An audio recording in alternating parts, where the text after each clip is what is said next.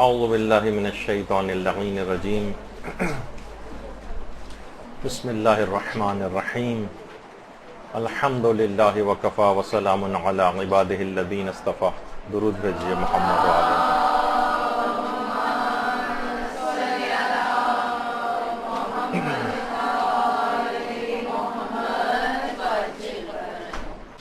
یہ آخر ہر سال رمضان کا استقبال کیوں کیا جاتا ہے؟ دیکھیے، سب کو اس کے متعلق یقیناً علم ہے، اکثر لوگ اس کے مسائل سے بھی واقف ہیں. دیکھیے، علم ایک الگ چیز ہوتی ہے اور تذکر ایک الگ چیز ہوتی ہے. ضروری نہیں ہے کہ مثلا ہر وہ چیز جو بتائی جائے وہ آپ کو پہلے سے علم میں آپ کے نہ ہو. نہیں، یاد دہانی بھی ضروری ہوتی. یہ جو تلقین پڑھی جاتی ہے مردے کے لیے، کیا یہ اس کو پہلے سے عقائد حقہ پوری زندگی میں اس کا اظہار نہیں کرتا رہا ہے؟ لیکن اس کا تذکر کیا جاتا ہے تلقین میں. پیغمبر اسلام ختم مرتبہ صلی اللہ علیہ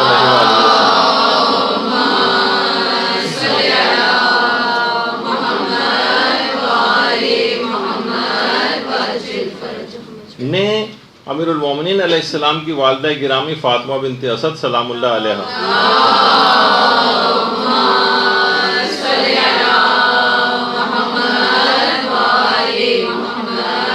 نے ان کی قبر کے پاس کھڑے ہو کر جو پیغمبر نے کلمات ارشاد فرمائے تھے کہ تمہارا بیٹا لا جعفر ولا عقیل، نہ عقیل نہ جعفر بلکہ تمہارا بیٹا علی ابن ابی طالب. یعنی وہ تذکر اور یاد دہانی کے طور پر کہ تمہارا امام کون ہے، تو اس کی تذکر اور یاد دہانی پیغمبر نے کرائی. یہ نہیں کہ حضرت فاطمہ بنت اسد اس عقیدے کی حامل نہیں تھی، ان کو پتہ نہیں تھا اور پیغمبر پہلی دفعہ بتا رہے تھے، جیسے کہ اکثر لوگ سمجھتے ہیں کہ اس کا اظہار کیا تو اس کا مطلب ہے اس کا اعتقاد نہیں رکھتی تھی.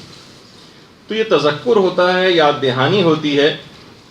تو معلوم ہے اگرچہ کہ رمضان کی اہمیت سے بھی آپ واقف ہیں، اس کے مسائل سے بھی واقف ہیں، لیکن پھر بھی یاد دہانی ضروری ہے کہ آپ کے پاس ایک چیک لسٹ رہے کہ کہیں ایسا نہ ہو کہ اتنی اہم مہینہ آپ کے ہاتھ سے نکل جائے اور کوئی چیز ایسی رہ جائے کہ جس پر آپ عمل نہ کر سکیں.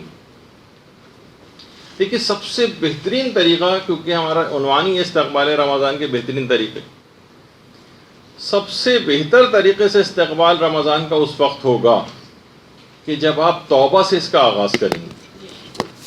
توبہ، گناہوں سے توبہ.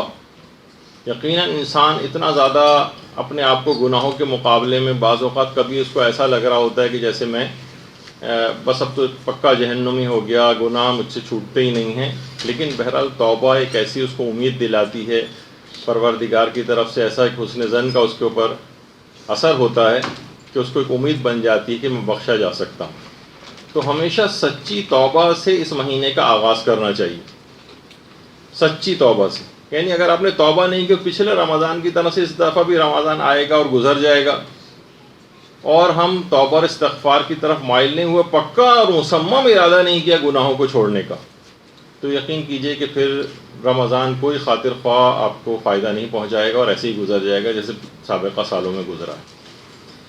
ہمارے ایک آیت اللہ گزرے ہیں، بڑے عرفا میں ان کا شمار ہوتا تھا، آیت اللہ شیخ محمد بہاری. یہ فرماتے تھے کہ دیکھیں، اگر کوئی شخص زہر کھا لیتا ہے تو اس کا معدہ صاف کیا جاتا ہے، اسٹمک واش کیا جاتا ہے، ورنہ ہلاکت کا خطرہ بڑھ جاتا ہے. گناہ بھی زہر کی مانند ہے اور توبہ اس کا اسٹمک واش ہے. یعنی اس میں جتنی تاخیر آپ کریں گی توبہ کرنے میں، ہلاکت کا امکان اتنا ہی بڑھتا چلا جائے گا. جب یہ توبہ کو واجب فوری کہا جاتا ہے، ادھر گناہ ہو اور ادھر توبہ ہونی چاہیے اگلے سیکنڈ میں. اسلام تو اس کا تقاضا کرتا ہے. اچھا، اب جتنی تاخیر ہوگی توبہ میں، جیسے زہر کھانے کے بعد علاج میں جتنی تاخیر ہو اتنا ہلاکت کا امکان بڑھتا ہے. اس میں ہلاکت اخروی ہے، اس میں فوری توبہ کرنی ہوتی. اور یہاں پر توبہ نہ کیا جائے تو روح کی موت کا امکان ہوتا ہے. ویسے موت نہیں ہے لیکن ایک روحانی طور پر انسان مردہ ہوتا چلا جاتا ہے. اچھا، کوئی بار بار گناہ کرے پھر توبہ کرے، گناہ کرے توبہ کرے، کھیل ٹائپ کا بنا لے. ایسے ہی جیسے کوئی زہر کھائے اور پھر اسٹمک واش کرانے جائے، پھر زہر کھائے پھر اسٹمک واش کرانے ہسپتال جائے، تو یقیناً کچھ نہ کچھ مقدار اس کی زہر کے اندر رہ جائے گی اور پراپر علاج کے باوجود بھی اس کی موت واقع ہو سکتی ہے. تو یہی گناہوں کے ساتھ بھی ہوتا ہے کہ اگر ہم نے توبہ کو اس طرح کا کھیل بنایا کہ ٹھیک ہے گناہ کر رہے ہیں، توبہ بھی کر رہے ہیں، استغفار کی تسبیح پڑھ لی، پھر گناہ کیے، پھر توبہ کر لی، اس طرح سے ہلکے پھلکے انداز سے، تو وہ زہر اندر بڑھتا چلا جائے گا اور یہاں تک کہ پھر روحانی ہلاکت کی طرف چلا جائے گا۔ توبہ کو انسان کھیل نہ بنائے، ایسی ہی جیسے اتفاقاً کوئی چوتھی منزل سے کبھی نیچے چھلانگ لگائے اور نیچے کسی گاڑی واڑی گدے ودے کے اوپر گر کے اس کی جان بچ جائے، تو سوچے کہ ہر دفعہ میں بچ جاؤں گا اور بار بار ایسی چھلانگیں لگاتا رہے۔ نہیں، ایسا نہیں کرنا چاہیے۔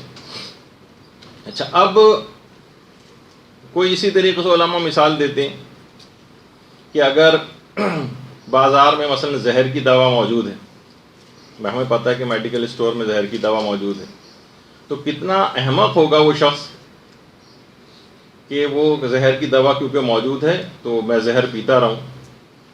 کیونکہ دیکھیے توفیق توبہ بھی اس سے سلب ہو جائے گی اگر وہ بار بار گناہ کرتا رہے گا۔ ہو سکتا ہے کہ اسے توفیق توبہ بھی نہ ملے، ہو سکتا ہے جب وہ مارکیٹ میں پتہ کرنے جائے تو وہ دوا دستیاب نہ ہو زہر کی، تو یہ سراسر حماقت ہے۔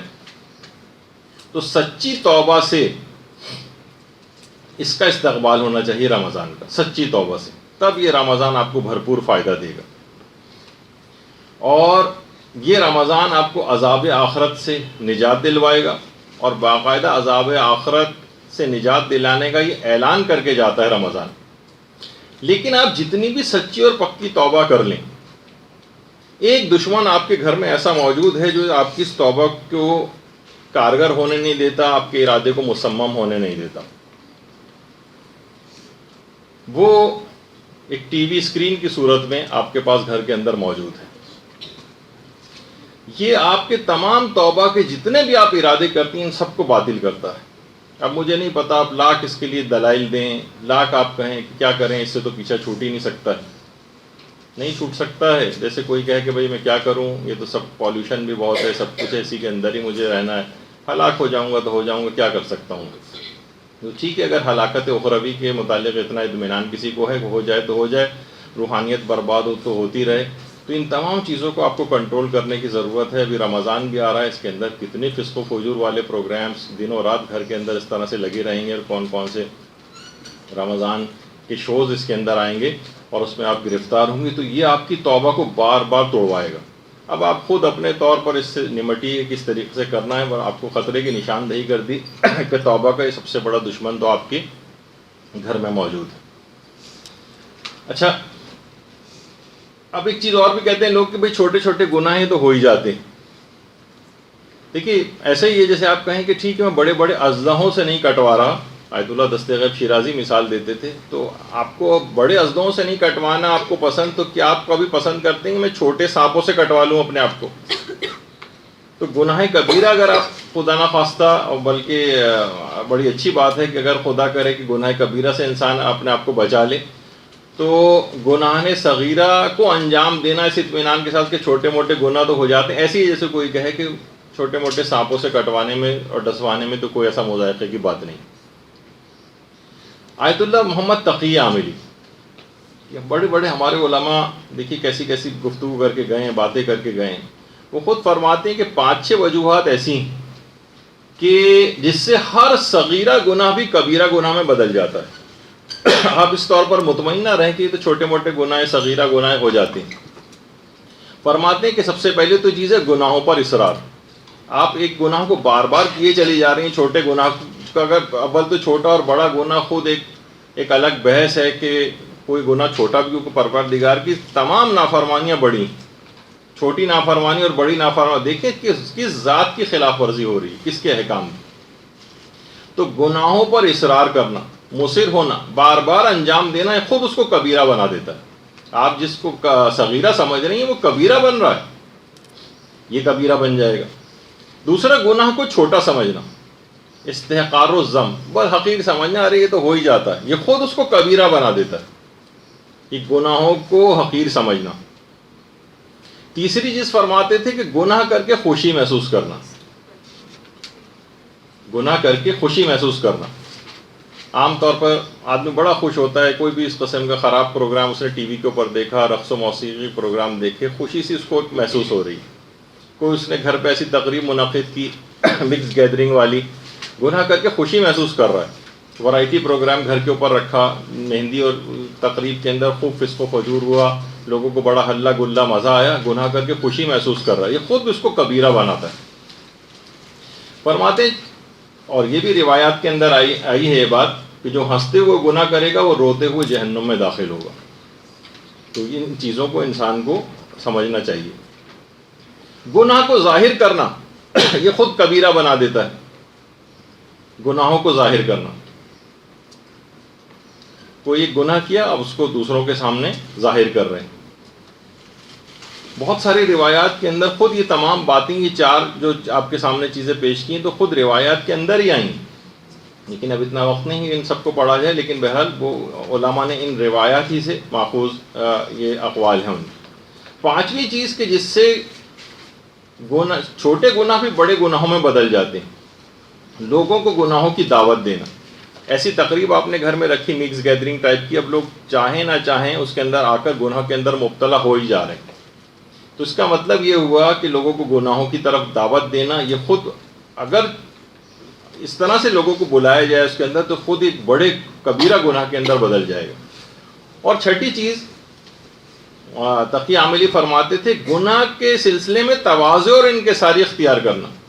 جس طرح انسان نیکیوں اور اچھائیوں کا کبھی تذکرہ ہوتا ہے تو وہ تواضع انکساری کا اظہار کر رہا ہوتا ہے، لوگ گناہوں کے اوپر تواضع انکساری کا اظہار کر رہے ہوتے ہیں۔ ماشاءاللہ آپ کی فلم اس دفعہ کتنی کامیاب رہی، جی اللہ کا شکر ہے، بس میں تو اتنے اچھا کام نہیں کر سکتی جتنا فلاں پرانے اداکار کر۔ آپ ٹی وی کے اوپر دیکھتی ہیں، گناہوں کے سلسلے میں بڑے عجز و انکساری کا اظہار ہو رہا ہوتا ہے، بڑی تعریفیں ان کی ہو رہی ہوتی ہیں اور وہ عاجزی کا اظہار کر رہے ہوتے ہیں گناہوں کے، جبکہ نیکیوں کے لیے یہ چیزیں پہلے دیکھنے میں آتی تھی۔ تو یہ سب کے سب حرام، جو چھوٹے جن کو آپ گناہ سمجھ رہی ہیں، یہ سب کبیرہ گناہوں کے اندر تبدیل ہوئے چلے جا رہے ہیں۔ تو انسان اگر روزہ رکھے اور افطار کے بعد پھر زہر کھا لے، روحانی زہر،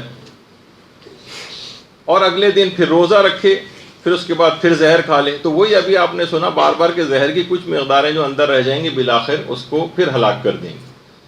اور یہ کہ انسان بالکل امیون ہو جائے گا، اس کو پھر گناہ کا احساس بھی ختم ہو جائے گا، اسے گناہ بھی نہیں لگے گا، جیسے کہ آج کل عام طور پر ہو گیا۔ تو اچھا، گناہوں کے دیکھیے اثرات ایسے ہیں کہ اگر یہ آپ اس کو ایسا معمولی چیز نہ سمجھیں کہ بس ٹھیک ہے گناہ کہیں لکھا گیا فرشتوں، اور یہ آپ کی تمام زندگیوں کے اوپر اثر انداز ہو رہے ہیں۔ بلکہ آیت اللہ مشکینی، جن کی وہ ہدیت الشیعہ جو کتاب بھی ہے اردو میں، آیت اللہ مشکینی فرماتے تھے کہ گناہوں کے اثرات فقط انسان کے اوپر ہی نہیں ہوتے، آپ سمجھیں کہ صرف انسان پہ ہوتے ہیں، بلکہ کہہ رہے تھے کہ اس میں بہت ساری اور بھی چیزیں شامل ہو جاتی ہیں۔ مثلا اولاد کے اوپر بھی اس کے اثرات ہوتے ہیں، رشتہ داروں کے اوپر اس کے اثرات ہوتے ہیں، زراعت اور فصلوں کے اوپر اس کے اثرات ہوتے ہیں، سمندروں کے اوپر اس کے اثرات ہوتے ہیں، کس طریقے سے جو سونامی آتے ہیں، زمین کے اوپر اثرات ہوتے ہیں کہ زلزلے وغیرہ آتے ہیں۔ تو فرماتے تھے ان تمام چیزوں کے اوپر قدرتی آفات میں سے اکثر کا سبب روایات کے اندر جو گناہوں کی کثرت بتائی گئی، حتیٰ کہ فرماتے تھے گناہوں کے اتنے اثرات ہیں کہ فرشتوں تک کے اوپر اثر انداز ہوتے ہیں۔ وہ کیسے؟ وہ کہتے ہیں کہ فرشتے اس جگہ سے اتنا اثر لیتے ہیں کہ ان جگہوں سے رخصت ہونے لگتے ہیں۔ مثلا گھر کے اندر جہاں یہ فسق و فجور، حرام اور اس طرح کی سب چیزیں ہوتی ہیں، وہاں سے ملائکہ فرار اختیار کرتے ہیں، ان گھروں سے وہاں سے چھوڑ کر چلے جاتے ہیں۔ شیاطین کو اٹریکٹ کرتے ہیں گناہ، ملائکہ چھوڑ کے جاتے ہیں اور شیاطین ان کی جگہوں کے اوپر آ جاتے ہیں۔ اب سوچیں کہ گھر میں جو لڑائی جھگڑے، ہنگامے، ایک دوسرے کے خلاف باتیں، غیبتیں، فسق و فجور، یہ سب کچھ جو ہو رہا ہے گھروں کے اندر، اس کی ایک بہت بڑی وجہ یہ ہے کہ ان گناہوں کے اثرات ہیں کہ فرشتوں نے وہاں سے کوچ کر لیا ہے اور ان کی جگہ پر اس وقت شیاطین آ کر بیٹھ گئے۔ تو وہ ہر وقت کے وسوسے، ہر وقت کی دلوں کے اندر بدگمانیاں اور برائیاں، وہ سب پھر شیاطین پیدا کرتے ہیں۔ تو علماء فرماتے ہیں کہ لہٰذا گناہوں کے مقابلے میں شجاعت کا اظہار کرنا چاہیے۔ ہم یہ دیکھ رہے ہیں کہ ساری شجاعت ہم نے اپنے رشتہ داروں کے اوپر لگائی ہوئی، ساری شجاعت۔ دین کے لیے کوئی شجاعت نہیں ہے کہ دین کے لیے شجاعت سے کام لیں، برائیوں کے مقابلے میں شجاعت سے کام لیں۔ وہاں سے ہم یہ دیکھتے ہیں کہ سارے افراد بیک فٹ پہ چلے جاتے ہیں۔ مثلا کبھی شادی بیاہ کا کوئی مسئلہ ہوتا ہے، دیندار افراد عام طور پر دیکھنے میں آتا ہے کہ جب کسی کے یہاں شادی ہوئی وہ فوراً دب جاتے ہیں، گناہ گار حرام تقریبات منعقد کرتے ہیں، مکس گیدرنگ کرتے ہیں اور حاوی ہوتے چلے جاتے ہیں اور اپنے آگے کسی کو چلنے نہیں دیتے. گناہ گار گناہ کے لیے شجاعت اختیار کر رہا ہے اگر اس کو شجاعت ہی کہا جائے. اور جو دیندار ہیں ہم وہ دیکھتے ہیں ساری زندگی کی مثلا باپردہ عورت ہوتی ہے، وہ شادی کی تقریب میں نامحرموں کے ساتھ بے حجاب ہو کر جانے لگتی ہے، میک اپ کر کے جانے لگتی ہے، مکس گیدرنگ کے اندر جاتی ہے. دیکھیے بہت ساری چیزیں ایسی ہیں کہ جو بغیر لڑے جھگڑے بھی، بدمزگی کیے بغیر بھی معاملات طے ہو سکتے ہیں، لیکن ہم اس پوری اس تقریب کو بالکل آخری دن کے اندر بدمزگی کے لحاظ سے دیندار افراد بھی طے کرتے ہیں وہ اسی دن ہی کچھ گڑبڑ کرنی. بھائی اپنی ذہانت کو استعمال کریں کہ پہلے سے کیسے ان معاملات کو طے کریں کہ حرام کاریاں نہ ہوں. تو شجاعت دکھائیں، بات کریں. بہت ساری بلکہ دلہن کا متعلق مجھے معلوم چلا کہ اس نے بڑی شجاعت دکھائی، شرائط رکھیں کہ کوئی نامحرم وہاں پر نہیں آئے گا، میں مثلا میرا میک اپ ہوگا، اور اس نے اپنی باتوں کو منوایا. اور اس کے بعد بھی چند لوگوں نے اگر خلاف ورزی کی کوشش کی تو دلہن اٹھی اور منہ دھو کر اور چادر وادر پہن کر جو ہے بیٹھ گئی. تو اگرچہ آپ کو بہت سی اس قسم کی باتیں لگتی ہیں کہ نہیں بھائی کوئی بات نہیں، تو وہ کیا ہوتا ہے کہ دیندار افراد بھی شجاعت کا مظاہرہ کرنے کے بجائے دبتے چلے جاتے ہیں. تو کیا ہوا کہ گناہ گار اس کے مقابلے میں بڑھتے چلے جاتے ہیں. تو کوئی بھی آج کل اتنی سہولیات اور آسانیاں جبکہ ہمارے پاس موجود ہیں دین پر عمل کرنے کے لیے، لیکن تب بھی کوئی بھی شجاعت دین کے لیے دکھانے کو تیار نہیں. جبکہ صاحبان ایمان نے شدید ترین ادوار کے اندر بھی دین پر کیسا عمل کر کے دکھایا.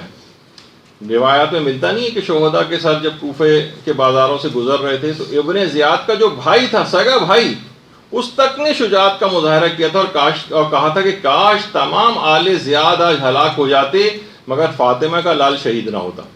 اسے معلوم تھا میرا بھائی ابن زیاد کتنا ظالم ہے، لیکن ان ظالموں کے ایسے افراد انہوں نے بھی کچھ نہ کچھ زبان کھولی ہے. اس وقت ابن زیاد کی خود بیوی نے آواز اٹھائی ہے، روایتوں کے اندر تذکرہ. یزید کی بیوی نے اس کے اوپر اعتراضات کیے تھے، اتنے مظلوم اپنے شوہر کا اتنے ظلم دیکھنے کے باوجود. خولی کی بیوی نے شجاعت کا مظاہرہ کیا تھا.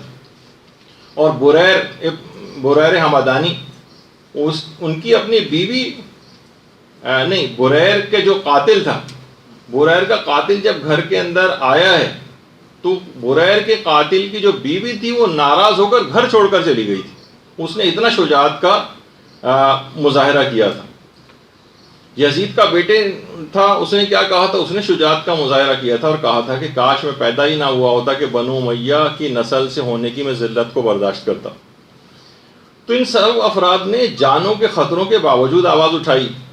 آج ہم یہ دیکھتے ہیں کہ ہم ذرا سی بھی معمولی اور چھوٹی اور آسانی سے چھوٹ جانے والے گناہوں کے سلسلے میں بھی ذرا سا بھی جرت کا مظاہرہ نہیں کرتے، ان کو چھوڑنے کے لیے ذرا سی اپنے اوپر سختی نہیں اٹھاتے.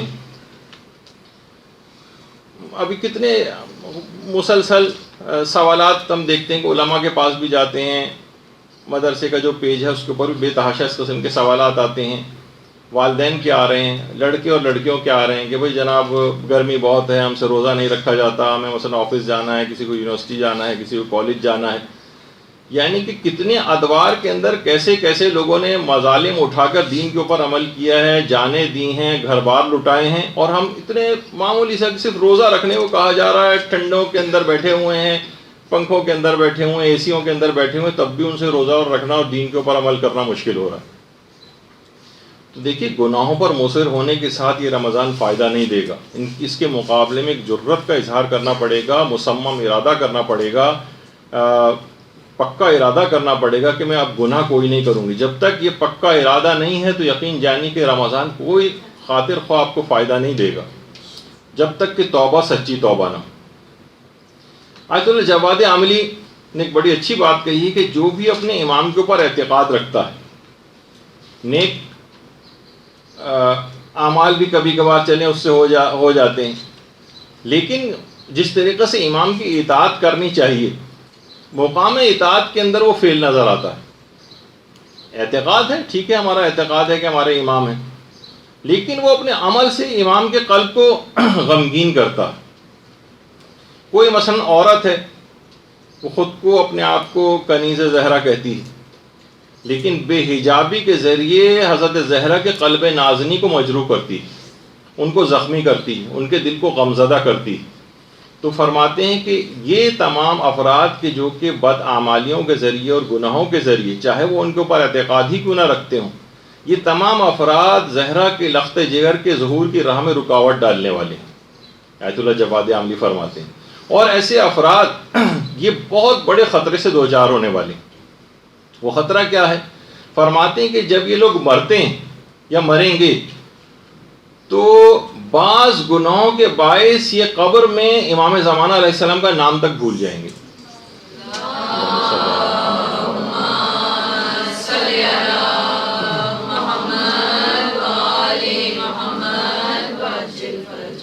ان کی جدہ حضرت زہرا سلام اللہ علیہا کا نام بھول جائیں گے.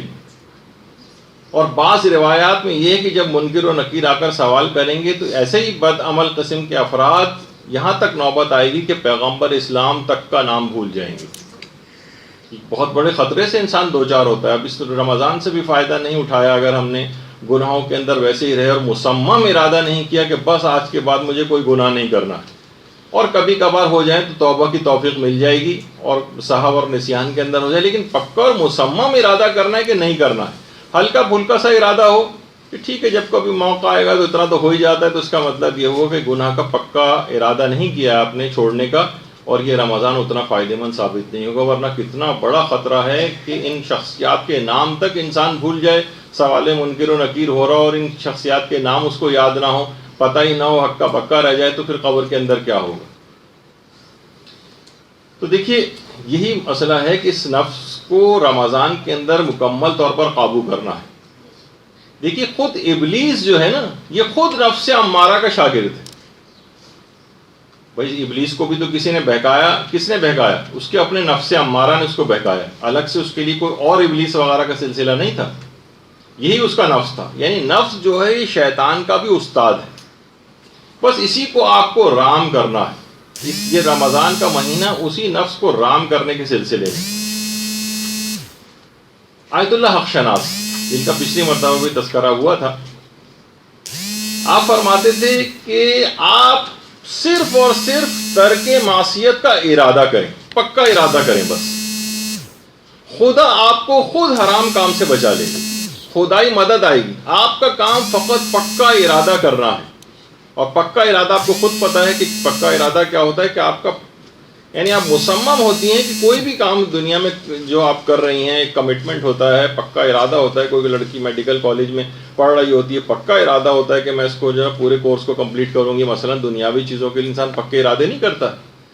اس طرح کا کوئی پکا اور مصمم ارادہ کرے کہ نہیں میں گناہ نہیں کروں گی، ترک اور آگے کی چیزوں کو فی الحال دماغ سے نکال دے.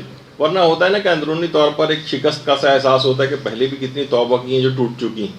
نہیں، ایک دفعہ پکا ارادہ کیجیے. آیت اللہ شناس فرماتے تھے پکا ارادہ کرنے کے بعد اللہ خود آپ کو جس وقت حرام کا موقع آئے گا ایک غیبی طاقت آپ کو اس حرام سے روک لے گی. آپ اپنے اوپر بھروسہ نہ کریں، پروردگار عالم پر بھروسہ کریں. اس پر بھروسہ کر کر پکا ارادہ کر لیں تو پھر آپ دیکھیے کہ کتنا اس سے فرق پڑے گا. تو اچھا ہمارے ساتھ کیا ہوتا ہے کہ دیکھیے ہم رمضان میں شکل روزے دار جیسی بناتے ہیں، باطن ہمارا روزے دار نہیں بن پاتا ہے. جبکہ روزے انسان کو اگر حقیقتاً صحیح پیمانے اس پہ روزہ رکھے تو انسان کا باطن خوبصورت بن جاتا ہے. خواہ بظاہر اس کا چہرہ روزے کے اندر اترا ہوا محسوس ہو، خواہ اس کے منہ کی بو اچھی محسوس نہ ہو، لیکن خدا کے نزدیک اس کی باطن کی خوبصورتی یہ سب سے زیادہ اہمیت رکھتی ہے. آیات میں بھی ہے، روایات میں بھی ہے کہ خدا تمہارے چہروں کو نہیں دیکھتا ہے بلکہ تمہارے اعمال کو دیکھتا ہے. تو اچھا یہ غلطی کیا ہو رہی تھی؟ ان سب سے بھی ہو رہی تھی. باطل بھی ہمیشہ، اور ہم لوگ بھی ظاہر پرست اتنے ہو گئے ہیں کہ ہم صرف ظاہر کو دیکھتے ہیں. جیسے ابن زیاد تھا، اجڑے ہوئے گھرانے کو بظاہر دیکھ کے کہہ رہا تھا اور مذاق اڑا رہا تھا کہ دیکھا خدا نے تمہارے ساتھ کیا سلوک کیا. تو ثانی زہرا حضرت زینب سلام اللہ علیہ نے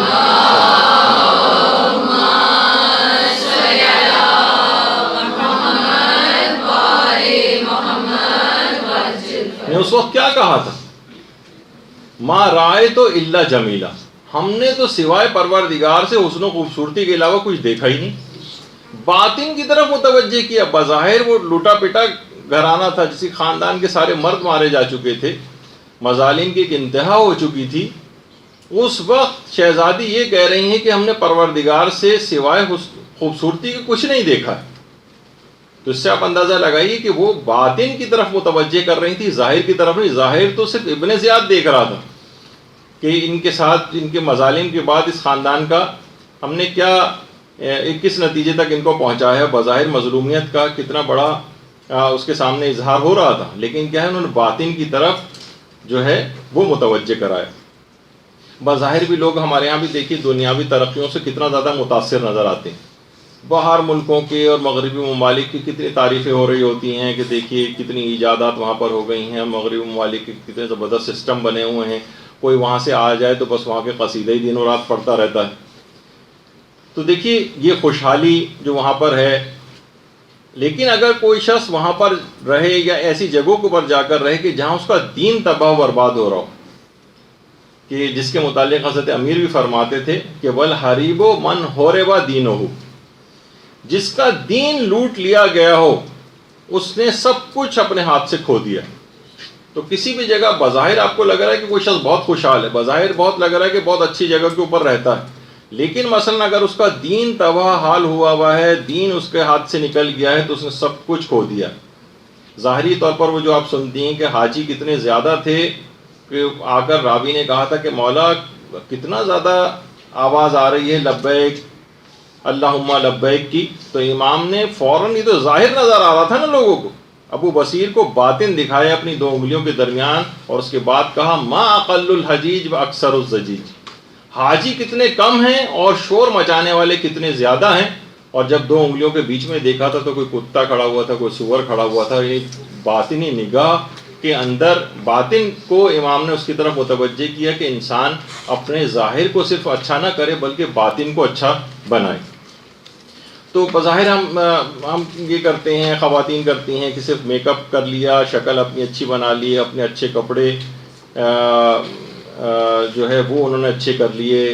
اچھا دنیاوی طور پر رشتوں کے سلسلے میں بھی زیادہ تر مال و دولت وغیرہ کو دیکھا جاتا ہے، دنیاوی چند ڈگریوں کو اس کی دیکھا جاتا ہے، اچھی جاب کو مد نظر رکھا جاتا ہے، لیکن جو باطن ہے، دین ہے، اس کا ایمان ہے، اس کا تقویٰ ہے، اس کی شرافت ہے، اس کی دیانت ہے، ظاہر بین افراد ان چیزوں کی طرف نہیں جاتے رشتوں کے سلسلے میں بھی، اور صرف ظاہر کو دیکھ رہے ہوتے ہیں۔ دیکھیے میں وہی بات بیان کر رہا ہوں کہ فقط ایسا نہ ہو کہ روزہ رکھنے کی ایک ظاہری شکل و صورت بنائی جائے، روزے سے انسان کو اپنا باطن خوبصورت کرنا ہوتا ہے۔ حضرت امیر بن نہج البلاغہ میں اسی وجہ سے فرماتے ہیں اللہم صلی اللہ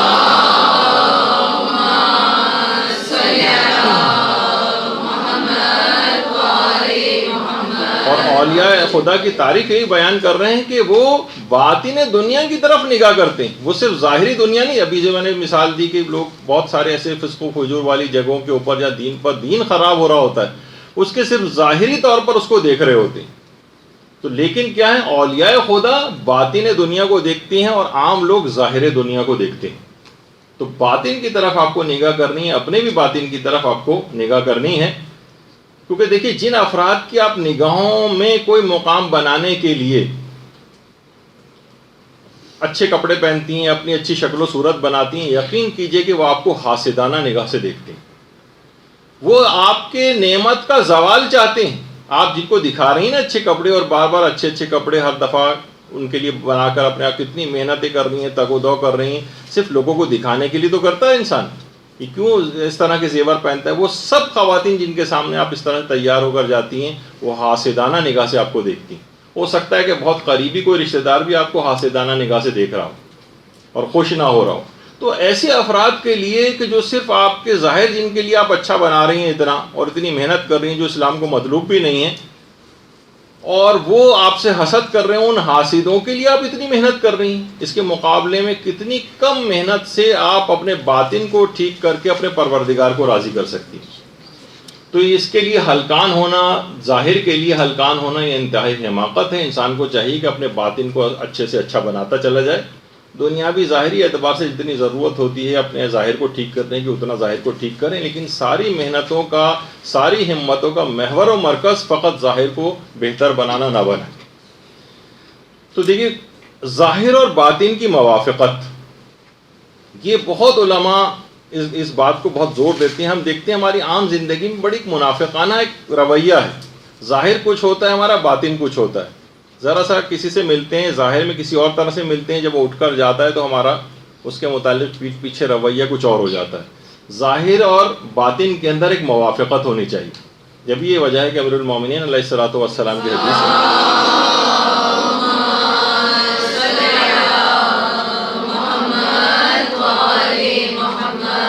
فرماتے ہیں انسان کے لیے کتنی بری بات ہے کہ اس کا باطن مریض ہو اور ظاہر خوبصورت ہو.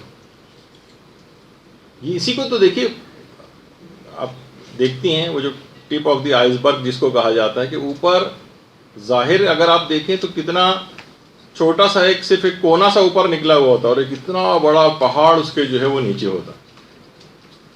سانپ کا آپ ظاہر دیکھیں، بظاہر کتنے کلرفل قسم کے سانپ ہوتے ہیں. بظاہر اگر اس کی خطرناکیت آپ کو ایک طرف کر دیں تو سانپوں کا رنگ، خصوصیات دیکھنے میں بڑا خوبصورت ہے سانپ، لیکن کیا ہے اس کا باطن کیسا ہے؟ ایک زہریلا ہے. تو یہی تمام چیزیں کہ ظاہر اور باطن ایک ہونا چاہیے. اور یہی وجہ ہے کہ آیت اللہ علی آقا قاضی، جن کا اکثر و بیشتر تذکرہ آتا ہے، ظاہر اخلاقیات کی لحاظ سے گفتگو ہو رہی ہوتی ہے تو زیادہ تر ہم اخلاقیات کے ماہر علماء کو کوٹ کرتے ہیں. فقہی مسائل کی گفتگو ہوتی ہے تو زیادہ تر مجتہدین کی پہ فتاوے اور ان کی باتیں آتی ہیں. تو فرماتے تھے کہ اس حد تک تاکید کرتے تھے ظاہر اور باطن کی موافقت کی، کہ کہتے تھے کوئی درجہ انسان حاصل ہی نہیں کر سکتا جب تک کہ اس کا ظاہر اور باطن ایک جیسا نہ ہو جائے. یہ اپنے آپ کو واقعی اس رمضان کے اندر یہ کوالٹی پیدا کرنے کی کوشش کرنی چاہیے ہم سب کو، کہ ظاہر اور باطن ایک ہی ہو جائے. ایسا نہ ہو کہ پیچھے کچھ ہو رہے ہیں ہم کسی کے، سامنے کچھ اور ہو رہے ہیں. ظاہر کے اندر زیادہ تقویٰ و پرہیزگاری کا مظاہرہ کر رہے ہیں، باطن میں جبکہ ایسے نہیں ہیں. باطن میں اتنی خباثت ہمارے بھری ہوئی ہے، بظاہر بڑے انکساری کے ساتھ مل رہے ہیں لیکن مثلا دل میں اس کے خلاف بغض رکھا ہوا ہے. تو باقاعدہ آیت اللہ علی آقا قاضی نے ایک وصیت نامہ لکھا تھا، اور وصیت نامہ لکھنے کے بعد 3 گواہ بنائے تھے. اس وصیت نامے کے گواہ بھی بنائے تھے، ایک آقا ہاشم حداد، اور ایک آیت اللہ عباس حاطف کوچانی، اور ایک آیت اللہ سید جمال الدین گلپائگانی. یہ 3 افراد تھے، انہوں نے اپنا ایک وصیت نامہ لکھا تھا اور ان 3 افراد کو اس کا گواہ بنایا تھا. اور اس میں یہ بات کہی تھی علی آقا قاضی نے کہ ظاہر اور باطن کی موافقت، اس کی بہت زیادہ تاکید کی تھی کہ انسان کا ظاہر اور باطن ایک ہو جائے، اپنے آپ کو ایم بنائے، ایک ٹارگٹ بنائے، ایک ہدف مقرر کرے کہ میں کسی بھی طریقے سے ظاہر اور باطن میرا ایک ہو. وہی ہے کہ ایسا نہ ہو کہ تقوی کا ظاہری مظاہرہ زیادہ ہو اور اندر سے اس سے خالی ہو. کسی سے ظاہری انکساری سے مل رہے ہو لیکن اندر اس سے بغض پایا جاتا ہو. دونوں کو ایک کر لیجیے آپ، سامنے بھی اس کی برائی نہیں کر رہے اور دل میں کینہ بھی نہیں رکھا ہوا اس کے لیے. تو یہ ہوگا کہ ظاہر اور باطن میں آپ کی موافقت ہو رہی. تو اور یہ بھی کہتے تھے کہ ہر نیک اور بد سے نیکی کرو، سوائے اس کے کہ کسی خاص شخص سے اللہ نے نیکی کرنے سے روکا ہو.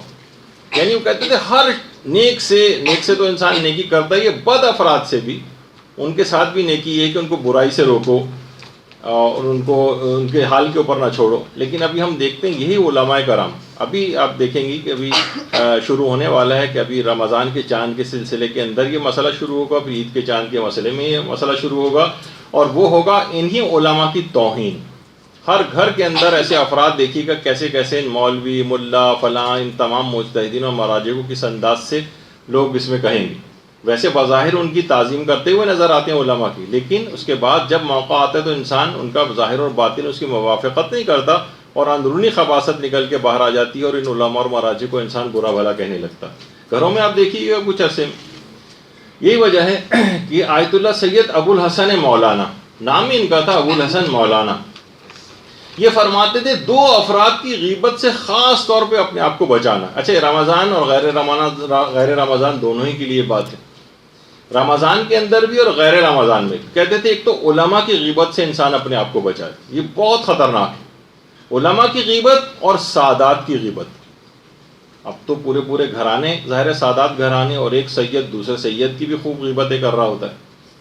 وہ کہتے تھے کہ علماء اور سادات، خاص طور پہ علماء کے لیے کہتے تھے، جس کے متعلق اکثر لوگ یہ بھی کہتے ہیں کہ یہ حدیث کا جملہ ہے، کچھ کہتے ہیں کہ نہیں ویسے ہی جملہ ہے کہ لحوم العلماء مسمومۃ، یعنی یہ حقیقتاً یہ جو آپ گوشت کھا رہے ہیں نا، یہ زہر آلود گوشت ہے. ایک تو عام گوشت ہے، انسان مردہ بھائی کا بھی کھائے تو ہو سکتا ہے کہ اس لحاظ سے نہ ہو، لیکن اس کے اندر زہر بھی ملا ہوا ہو تو کتنی ہلاکت کا یقینی خطرہ بڑھ جائے گا. تو اس لحاظ سے وہ کہتے تھے کہ علماء کی غیبت سے انسان کو اپنے آپ کو بچانا چاہیے. اور پیغمبر ختم مرتبہ صلی اللہ علیہ وسلم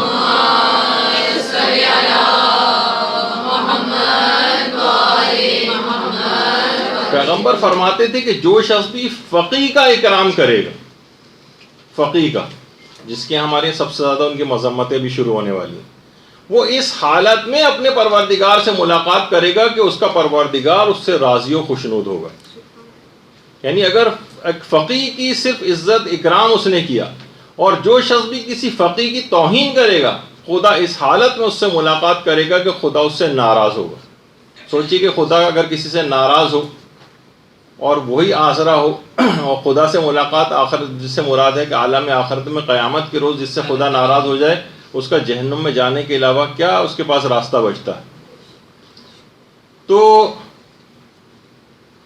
بہرحال سچی توبہ کے ساتھ اس رمضان کا استقبال ہونا چاہیے. سب سے بہترین طریقہ ہوگا رمضان کے استقبال کا، اور تمام گناہوں سے انسان اپنے آپ کو بچانے کا مکمل ارادہ کر لے صرف.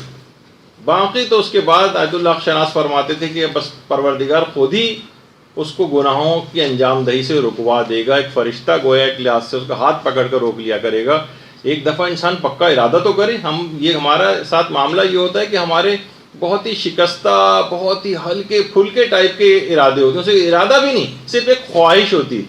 جیسے مثال دی جاتی ہے نا کہ مثلا کوئی شدید بیمار اگر ہے تو اس کی خواہش تو ہے کہ میں صحت یاب ہو جاؤں، لیکن وہ کوئی بھی دوا نہ کرے، نہ کہ کوئی پرہیز کرے، تو بہرحال اس کی خواہش سے کوئی فائدہ نہیں ہوگا جب تک کہ وہ عملی اقدام نہیں کرے گا. تو یہی ہم لوگوں کے ساتھ ہوتا ہے. خواہش ہے کہ جنت میں اعلیٰ علیین تک جوار معصومین سے ملحق فرمانے کی کتنی دعائیں ہوتی ہیں، لیکن اس کے لیے کوئی عملی اقدام کوئی کرتا ہوا نظر نہیں آ رہا ہوتا. بہت ہلکے پھلکے سے خیالات ہوتے ہیں جسے خواہشات کہا جا سکتا ہے، لیکن ارادہ نہیں کہا جا سکتا. دوسری چیز جس سے آپ رمضان کا استقبال کر سکتی ہیں، اور وہ روایات میں بھی ملتا ہے کہ سب سے زیادہ خاموشی رمضان میں جس امام کی مشہور ہے وہ ہمارے چوتھے امام، امام زین العابدین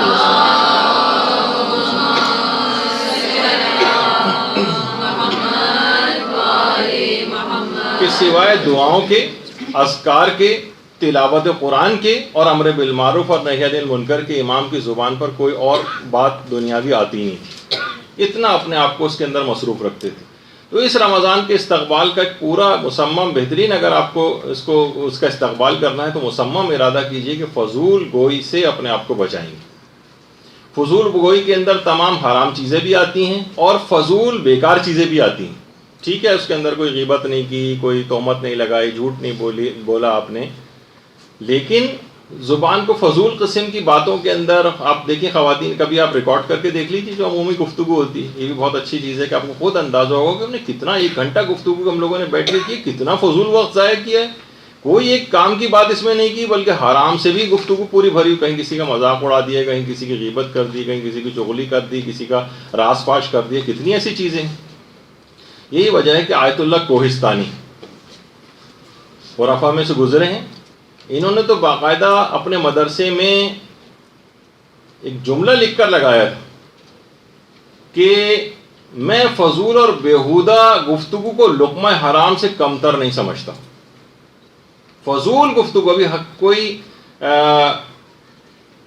بہت بڑے حرام والی گفتگو بھی مراد نہیں. یہ فضول اور بیہودہ قسم کی عام طور پہ جو گفتگو ہو رہی ہوتی، کہہ رہے ہیں بالکل لقمہ حرام کی طرح کے اثرات یہ رکھتی ہے. بلکہ کسی جگہ میں پڑھ رہا تھا، دیکھیے ایک تو آیت اللہ بہجت کے حوالے سے بہت ساری باتیں ایسی مشہور ہیں کہ وہ کبھی پیش نہیں آئیں، ان کے نام سے منسوب کر دی گئی ہیں. خود ان کی اپنی زندگی میں آیت اللہ بہجت کے لیے بہت ساری ایسی باتیں کہی جاتی تھیں کہ جن سے ان کے گھر والے لا علم ہوتے تھے. خود آیت اللہ بہجت لا علم ہوتے تھے کہ یہ ہم نے سنا ہے کہ آپ نے ایسا کہا ہے. کہنے نہیں، میں نے تو ایسا کچھ نہیں کہا. ہم نے ایسا سنا ہے کہ وہ آپ بے ہوش ہو گئے تھے اور فجر کے وقت، اور وہ آپ نے اس وقت کہا تھا کہ وہ عورت جو امام زمانہ کو شہید کرے گی وہ پیدا ہو چکی ہے. باقاعدہ علماء کہتے ہیں ہم نے خود جا کے آیت اللہ بہجت، اتنی بات مشہور ہوئی کہ علماء کو جا کے آیت اللہ بہجت سے پوچھنی پڑی. آیت اللہ بہجت خود پریشان ہوگا کہ یہ تم کبھی واقعہ پیش ہی نہیں آیا، میرے نام سے کیسے مشہور ہوا. تو بہرحال اس میں اوتھینٹسٹی وغیرہ بھی دیکھی جائے گی، لیکن میں اس لحاظ سے آپ کو بتا رہا ہوں کہ صاحب تھے جن کے متعلق بڑے قریبی تھے آیت اللہ بہجت کے، انہوں نے خود اپنی جو بہت سارے آیت اللہ بہجت کی نجی زندگی کے متعلق باتیں جو ہیں وہ لکھی ہیں. اس کے اندر یہ کہ انہوں نے کہا کہ آیت اللہ بہجت کے ایک بہت ہی عرفانیت کے ایک بہت پرانے ہمدرس، وہ خود بڑے عارف تھے، ان کے بہت عرصے بعد 25-30 سال بعد آیت اللہ بہجت سے ملاقات ہونی تھی. تو ان نے پورا انتظام کر رکھا تھا کہ باقاعدہ جب یہ ظاہر پرانے دوست ملیں گے تو کیسی کیسی باتیں دونوں آپس میں کریں گے. ہم نے کیمرے بھی لگا دیے وہاں پر، آڈیو سسٹم بھی ریکارڈنگ کے لگا دیے کہ یہ دونوں بیٹھ کے باتیں کریں گے تو ان کی باتیں کتنی زبردست ہوں گی. ہم ریکارڈ کرتے ہیں. کہہ رہے ہیں دونوں آ کر ایک دوسرے سے گلے ملے اور بیٹھے، اور آدھا گھنٹہ گزر گیا، دونوں نے ایک لفظ بھی بات نہیں کی ایک دوسرے سے. آدھے گھنٹے تک بیٹھے رہے اور اس کے بعد اٹھ کر چلے گئے. انہوں نے کہا آغا کوئی بات چیت ہی نہیں ہوئی. آیت اللہ بہجت نے کہا کہ ساری باتیں ہو گئی. اب کس اعتبار سے انہوں نے کس طرح سے، یعنی اپنی زبان کو بھی ہلائے بغیر. یہ تو میں نے ایک ایسی مثال دی، عام طور پہ ہوتا ہے نا کہ ہمارے یہاں تو وہ والی مثال ہے کہ وہ کسی جگہ لطیفے میں پڑھ رہا تھا کہ خاتون خانہ بیوی شوہر کے پاس آ کے کہنے لگیں ہماری شادی کی سالگرہ آ رہی ہے، ہمیں کیا کرنا چاہیے؟ تو انہوں نے کہا یہ کرنا چاہیے کہ اس عظیم سانحے کی یاد میں 10 منٹ کی خاموشی اختیار کرنی چاہیے. تو یہاں تو اس قسم کی خاموشی کی ہم لوگ جو بات کر رہے ہوتے ہیں، خاموشی سے مراد فضولیات اور بیہودہ گفتگو سے انسان اپنے آپ کو بچائے. تو عام باتوں کے اندر بھی اتنی بعض اوقات احتیاط ہم علماء میں دیکھتے ہیں کہ ایسا نہیں کہ بس آپس میں بیٹھے ہوئے ادھر ادھر کے قصے کہانیاں انہوں نے کر رکھے ہیں، اور جس طرح ہم آپس میں گفتگو کر رہے ہوتے ہیں تو اپنی زبان کو فضول باتوں بیہودہ باتوں سے بھی اپنے آپ کو بچاتے ہیں اور فضول گوئی سے بھی اپنے آپ کو بچاتے ہیں. تو دوسری چیز اس میں خاص طور پہ دیکھیے کہ زیادہ تر اپنی زبان کو استقبال کا بہترین استقبال شمار ہوگا رمضان کا، کہ اس دوران اگر آپ اپنی زبان کو فضول باتوں سے بالکل ایک طرف کر لیں اور سوائے اذکار کے، سوائے دعاؤں کے، سوائے ذکر الہی کے، سوائے تلاوت قرآن کے چوتھے امام کی سیرت پہ پوری عمل کرنے کی کوشش کریں تو بہترین استقبال رمضان کا آپ کا ہو. تیسری چیز یہ ہے، جو بھی آپ نے آیت اللہ بہجت کی بات سنی، اس کے بعد ایک اور علماء کہتے ہیں مال حرام سے پرہیز. مال حرام سے، اس میں خاص طور پر انسان یہ دیکھے تو علماء یہ فرماتے ہیں کہ زہر تو انسان کے جسم کو ہلاک کرتا ہے، لیکن مال حرام روح کو ہلاک کر دیتی. مال حرام انسان کی روح کو ہلاک کر دیتا ہے. یہ خود ایک بہت بڑی وجہ ہے کہ ہماری جو توبہ نہیں ہو پاتی ہے صحیح طریقے سے، اور ہم لوگ بڑے پریشان ہوتے ہیں کہ ہم ادھر توبہ کرتے ہیں ادھر ٹوٹ جاتی ہے. اس کی ایک بہت بڑی وجہ ہے کہ مختلف ذرائع سے حرام مال ہمارے جسموں میں پہنچا ہوا ہوتا ہے. کبھی مثلا خمس نہ نکلا ہوا مال ہم استعمال کر رہے ہوتے ہیں، کبھی کسی دوسرے کا حق استعمال کر رہے ہوتے ہیں، کبھی ملازمت اور کاروبار کے اندر کچھ ایسے حرام ہوتے ہیں کہ ہمارے اس میں غذا کے اندر اور مال کے اندر حرام چلا جاتا ہے. کئی ایسی اسکیموں کے اندر پیسہ لگایا ہوا ہے. بہت ساری اس طرح کے حقوق لوگوں کے ہیں. میراث کی غلطیاں ہیں، اسی مکان کے اندر رہ رہے ہیں، کسی کو اس کا حق نہیں دیا ہوا، میراث صحیح تقسیم نہیں کی ہوئی. بہت سارے ایسے مسئلے ہوتے ہیں جس کی وجہ سے ہم گناہوں کی طرف بڑے آرام سے کھنچ جاتے ہیں اور نیکیوں سے کٹے ہوئے رہتے ہیں. تو جبکہ آیت اللہ سید حسن علی نخودکی اصفہانی، یہ بھی امام خمینی کے عرفانیات کے، امام خمینی ان سے دستور العمل لینے کے لیے جاتے تھے. یہ خود فرماتے تھے کہ 2 چیزیں ایسی ہیں جو آپ کے تمام کاموں کو صحیح کر سکتی ہیں. 2 چیزیں، اور آپ کی ساری پریشانیاں بھی ٹھیک کر سکتی ہیں. وہ فرماتے تھے ایک تو غذائے حلال ہے، یعنی حلال غذا انسان اگر اس کا اہتمام کر لے، اور دوسرا نمازوں میں خشوع و خضوع اور نمازوں کی اصلاح کر لے. یہ 2 کام ایسے ہیں کہ اگر یہ کسی نے صرف ان 2 کاموں کو بھی کر لیا، اس کے تمام دنیاوی اور اخروی تمام کاموں کی اصلاح ہو جائے گی اور اس کی ساری پریشانیاں دور ہو جائیں گی صرف ان 2 چیزوں کی وجہ سے. اور انہی 2 چیزوں کے اندر ہم دیکھتے ہیں کہ کس طریقے سے ہماری نمازیں ہیں، وہ بھی آپ دیکھ لیجئے، نہ اس میں کوئی خشوع ہے، نہ خضوع ہے، نہ کوئی اصلاح والی بات ہے. ذرا سے آپ مستحبات لوگوں کو بتائیں تو کہتے ہیں نماز بہت لمبی ہونے لگتی ہے. اور آپ دیکھیں کس طریقے سے لوگ منٹوں اور سیکنڈز کے اندر نمازوں کو ختم کر کے، کیونکہ اس کی اہمیت ہی سے واقف نہیں ہے، تو نہ نمازوں کی اپنی اصلاح کی ہے، نہ اس میں کوئی خشوع و خضوع اور توجہ سے کام لیا ہے، اور نہ ہی اپنے آپ کو مال حرام سے بچایا. یہ ہماری بہت ساری وجوہات ہیں مشکلات اور پریشانیوں کی. وہ فرماتے یہ دو چیزیں اگر ٹھیک کر لیں آپ سارے کام ٹھیک ہو جائیں گے, ساری پریشانیاں دور ہو جائیں گی. غذائے حلال, اس کا اتنا وقت نہیں ہے, ہر دفعہ اس کا ایک سرسری سے ذکر آتا ہے, لیکن عمومی زندگی میں اس حرام اموال کی انسان کو خود دیکھنا چاہیے کہ میں کہاں اس کے اندر مبتلا ہو رہا ہوں. پھر استقبال رمضان کے سلسلے میں علماء فرماتے ہیں اگر آپ نے بہترین استقبال کرنا ہے وہ یہ ہے کہ لوگوں کے حقوق کی واپسی کیجیے, آپ لوگوں کے حق واپس کریں. انسان کتنی چیزیں اپنے پاس ایسی, آپ نے اپنی الماریاں کھنگالیں, اپنے پاس دیکھیں کس کی کون سی چیز آپ نے لی ہوئی ہے اس کو واپس کریں, کسی کی اموال آپ کے ذمے ان کو واپس کریں, قرضے لیے ہوئے ان کو واپس کریں, کسی کی اجازت کے بغیر چیز آپ کے پاس ہے ٹٹولیں گی آپ تو بہت ساری چیزیں اس طرح کی ملیں گی. یہی وجہ ہے کہ آقا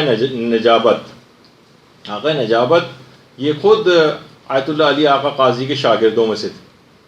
آیت اللہ نجابت ہیں, تصویر کے اندر ان کے سارے یہ سب ایک جگہ کے اوپر جمع کیا گیا ہے ان کو تصویروں کے ذریعے, ورنہ ایک ساتھ بیٹھے ہوئے نہیں.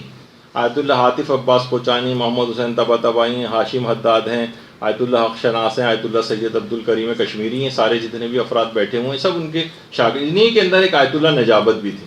یہ خود فرماتے ہیں کہ آیت اللہ علی آقا قاضی, آیت اللہ علی آقا قاضی جو بھی جاتا ہے نجف اشرف عراق زیارات کے لیے وادی السلام جاتا ہے, عام طور پر لوگ ان کا بالکل مقبرہ داخل ہوتے ہی لیفٹ سائڈ کے اوپر پڑتا ہے, تو لوگ لیکن عام طور پر ان کے متعلق زیادہ جانتے بھی نہیں ہیں. تو آیت اللہ علی آقا قاضی ان کی بھی قبر کی زیارت کے لیے ضرور جانا چاہیے. اب تو آپ لوگوں نے کتنا تذکرہ درس کے اندر سنا ہے ان کی کتنی بڑی عظمت ہے, اور ایک عظمت خاص طور پر جو ہمارا شب قدر کا درس ہوگا اس کے اندر تو ایک بہت ہی زبردست ان کی عظمت کی, اس مقام کو انہوں نے حاصل کیسے کیا تھا وہ آپ کی خدمت میں پیش کریں گے کہ اس مقام, اتنے بڑے مقام کو کیسے حاصل کیا. تو آیت اللہ علی آقا قاضی کے پاس یہ آقا نجابت فرماتے ہیں کہ ایک دفعہ آیت اللہ علی آقا قاضی کے پاس خود ایک عالم دین آئے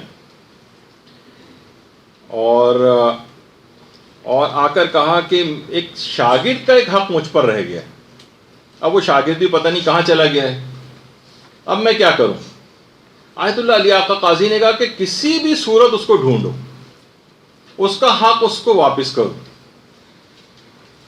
اچھا اب دیکھیے حقوق کی واپسی تو یہ رمضان ہو یا غیر رمضان, یہ نہیں کہ آپ کہیں گے تو صرف رمضان کے استقبال کے لیے چیز بتائی جا رہی, نہیں, عمومی زندگی میں بھی انہوں نے کہا جب تک کہ تم اس کا ڈھونڈ کر اس کا حق ادا نہیں کر دو گے معرفت کا کوئی باب تم پر نہیں کھلے گا. یہ تمام اموال, آیت اللہ علی آقا قاضی فرماتے تھے یہ لوگوں کے جتنے بھی اموال ہیں یہ اصلاً ذات احدیت کے اموال ہیں, یہ پروردگار عالم کے اموال ہیں جو اس نے لوگوں کے تصرف میں دیے ہیں, اور اپنی رضایت کو لوگوں کے راضی ہونے میں قرار دے دیا, یعنی لوگوں سے جا کر اجازت لوگ ان کے اموال کو استعمال کرنے کی. جب تک تم انہیں ان کے اموال واپس نہیں کر دو گے, ان کا حق واپس نہیں کر دو گے یا ان کو راضی نہیں کر لو گے, تمہاری گردن پھنسی رہے گی. آیت اللہ علی آقا قاضی نے اس عالم سے بھی کہا کہ باب معرفت, کوئی ایک باب معرفت بھی تم پر نہیں کھولے گا جب تک کہ تم لوگوں کے حقوق واپس نہیں کر دو گے, تمہاری گردن ایسی پھنسی رہے گی.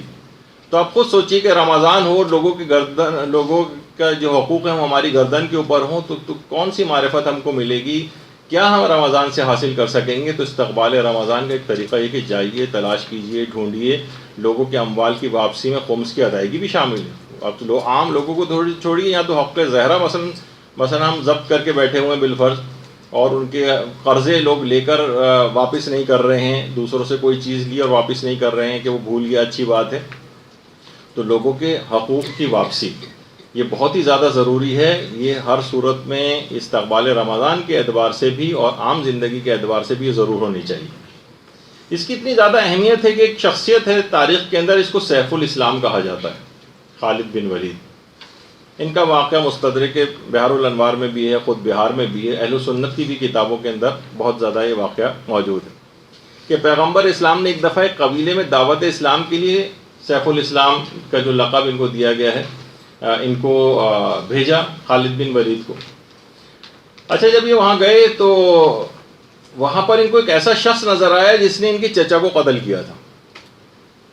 اچھا پورے عربوں میں تھا, یعنی پورے قبیلے کے ایک شخص کی دشمنی سے پورے قبیلے کی دشمنی سمجھی جاتی تھی. یہ اس قبیلے میں گئے اور حکم دیا کہ سب مردوں کو باندھ دیا جائے اور باندھنے کے بعد ان کو پھانسی دے دی جائے، سارے قبیلے کے مردوں کو، اور اس کے پھانسی دینے کے بعد ان کا سارا سامان لوٹ لیا قبیلے کا۔ پیغمبر اسلام کو یہ اطلاع ملی کہ خالد نے ایسا کیا ہے۔ پیغمبر نے اپنے ہاتھوں کو بلند کیا اور کہا اللہم انی ابرأ الیک مما یصنع خالد، کہ پروردگار میں خالد کے اس عمل سے اظہار برات کرتا ہوں۔ یعنی پیغمبر نے تو نہیں بھیجا تھا کہ جا کے سب کو قتل کرو اور سب کے اموال لوٹ لو، یہ تو بد اخلاقی کی جنگ تھی۔ اس کے بعد حضرت امیر المومنین علیہ الصلوۃ والسلام کو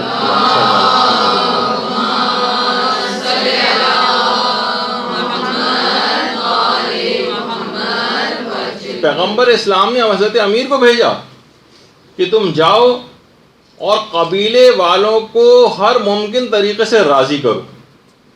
ایک ایک شخص کا امیر المومنین گئے اور ایک ایک شخص کا خون بہا ادا کیا، حتیٰ کہ اگر کسی شخص کا اس دوران کوئی پیالہ بھی ٹوٹا تھا تو اس تک کا ضمان اور اس کی کمپنسیشن حضرت امیر نے ادا کی۔ غمگین عورتوں اور بچوں کو اس حد تک نوازا، ان کی دیات سے بڑھ کر ان کو رقوم دیں کہ تاکہ ان کے دل کا ملال زائل ہو جائے، سب کو راضی کیا، اور پھر حضرت امیر واپس آئے۔ پیغمبر اسلام نے حضرت امیر المومنین کا شکریہ ادا کیا کہ اے علی، خدا آپ سے راضی ہو کہ آپ نے لوگوں کو مجھ سے راضی کیا اور خالد کے اس فعل سے لوگوں کو دین سے دور ہونے سے بچا لیا۔ درود بھیجیے محمد۔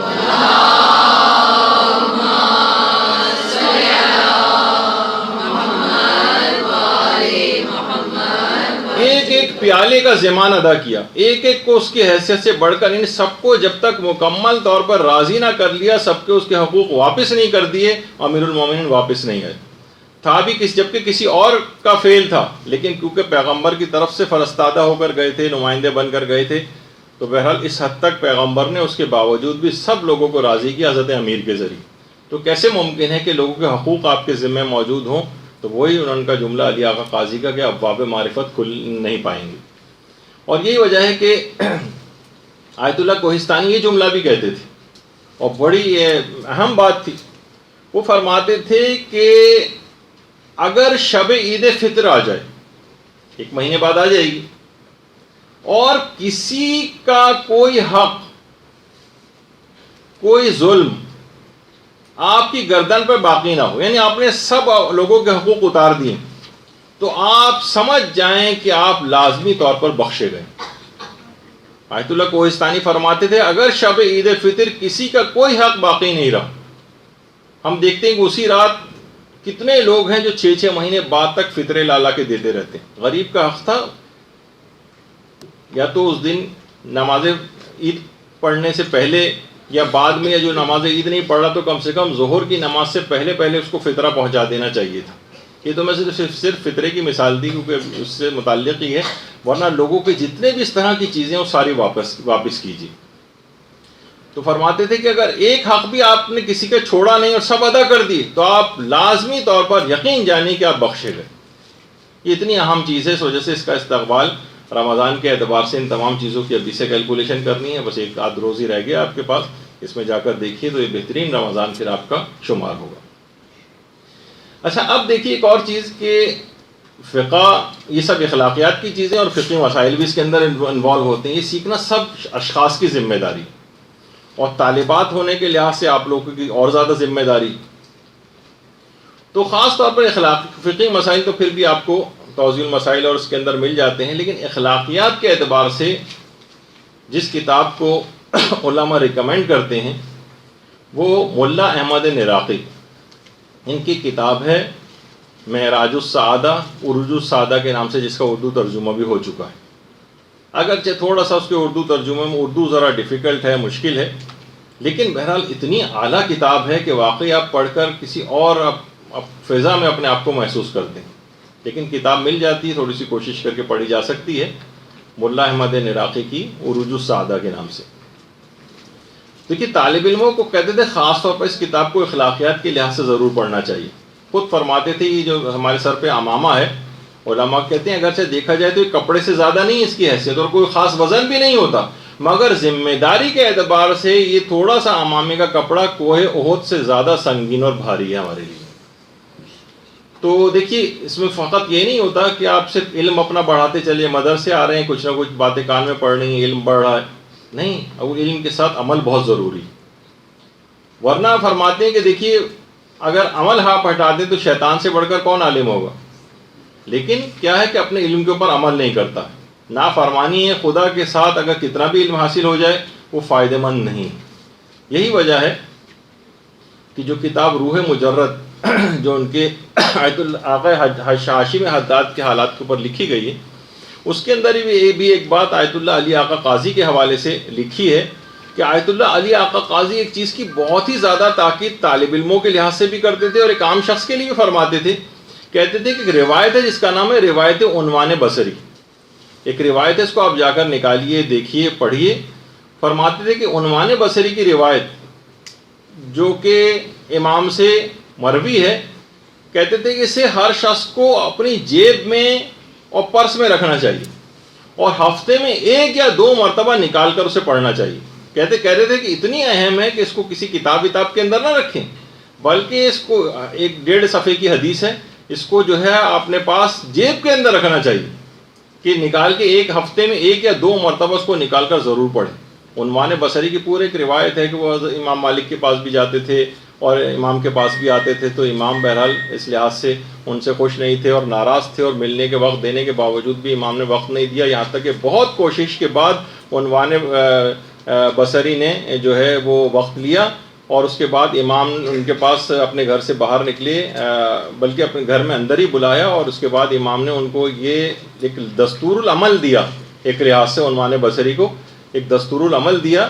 تو اس کو واقعتاً کسی بھی شخص کو اپنے حالات کو بہتر بنانا ہے، اپنے نفس کو بہتر بنانا ہے، تو اس کے مندرجات پہ آج بات کرنے کا وقت نہیں ہے، ورنہ واقعتاً پوری اگر آپ حدیث پڑھیں تو اتنا زبردست امام نے ان کو لاہ عمل بتایا، اور اس کے بعد اپنی گفتگو کا سلسلہ کاٹا اور کہا کہ مجھے عبادت سے حائل مت کرو، مجھے عبادت خدا انجام دینی ہے، کہ امام اس کے پاس سے چلے گئے۔ تو بہرحال ایک پوری حدیث ہے، تو انسان کو چاہیے کہ اپنے نفس کو کس طریقے سے وہ امام نے کیا طریقے دستور العمل کے طور پر بتائیں، کن چیزوں کو اختیار کرے، کن باتوں کا خیال کرے، تو اس روایت کو بھی خاص طور پہ کہیں سے آپ نکالیے۔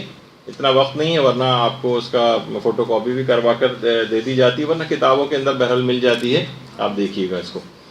اس کے علاوہ ایک اور چیز ہے اصلاح نفس کے اعتبار سے، وہ آیت اللہ علی شاہ آبادی جو کہ امام خمینی کے بھی عرفانیت کے استاد تھے، یہ فرماتے تھے کہ سورہ حشر کی آخری آیت کے اوپر مداومت، آخری آیت کے اوپر مداومت، سورہ حشر کی نہیں، آخری آیت نہیں، جو یہ والی جو آیت ہے وَلِتَنْظُرُ نَفْسٌ مَّا قَدَّمْتُ لِغَدٍ، کہ انسان یہ دیکھے کہ اس نے اپنے آگے کے لیے کیا چیز بھیجی۔ اس کا بار بار اس کی اگر کوئی شخص تلاوت کرتا رہے تو کہتے تھے اس آیت کو جتنی زیادہ دفعہ اس کی تکرار کرے گا اس کا نفس کی اتنی زیادہ اصلاح ہوتی چلی جائے گی۔ دیکھیے رمضان ہم استقبال کر رہے ہیں نا، اور اپنے نفس کی اصلاحی کے لیے کر رہے ہیں، تو کچھ چیزیں ایسی ہیں جو آپ کو اس دوران سیکھنی۔ تو فرماتے تھے کہ اس آیت کا حد بار بار استحضار کرنا، آپ اس کو زبانی طور پر یاد بھی کر لیں اور بار بار اس کو پڑھیں، اس کا ترجمہ دماغ میں رکھیں، کہ انسان کو یاد ہو کہ واقعی مجھے یہ دیکھنا ہے کہ آخرت میں میں نے اپنے کیا آگے منتقل کیا ہے، تو اس کو ہوگا کہ اچھا میں زیادہ سے زیادہ چیزیں عالم آخرت کے اپنے اس گھر کے اندر منتقل کروں جہاں مجھ کو ہمیشہ رہنا ہے، اس عالم آخرت کو انسان یاد رکھے۔ تو کہتے تھے ایک تو یہ ہے، اس کو بہت زیادہ، اور علماء ایک اور چیز اصلاح نفس کے لیے بڑی مجرب خیال کرتے ہیں اس کو، لیکن عام طور پر لوگ کیونکہ نماز فجر کو دیر سے اٹھتے ہیں، اور وہ جو بہت ہی مختصر سا ایک عمل ہے جس کو اذان فجر سے پہلے کیا جاتا ہے، وہ ہے حضرت زہرا سلام اللہ علیہ پر صلوات بھیجنا۔